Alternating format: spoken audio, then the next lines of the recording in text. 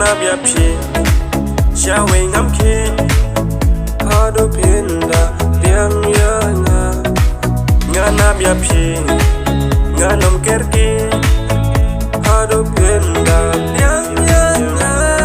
Dam yapi kamen sim kaslian ya jing ik jong adop diang wala pi kwa ban long para lo shwa Ngan Ap hadu pintiang yanga Ngan Ap showing I'm kid hadu pinda tiang yanga Ngan Ap Ngan Am kerki hadu pinda tiang yanga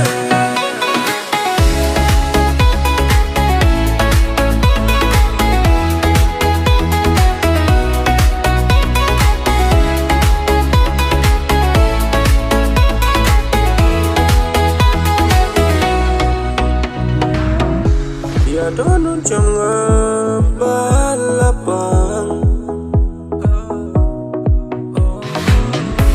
Jipen tak rajin ilik batian Ngan Ap showing I'm kid hadu pinda yang yana Ngan Ap Ngan Am kerki hadu pinda Kat no ngada kwa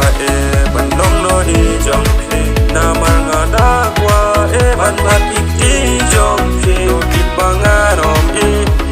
yap chi mar wei na mar pi no ni ba pe ban ya di wei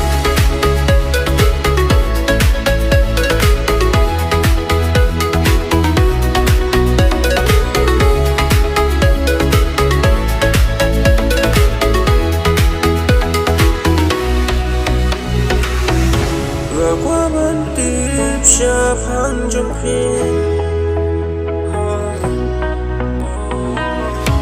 yêu lẽ sẽ bị rút đi qua ban tiếp cha phang trong ya chính ya lên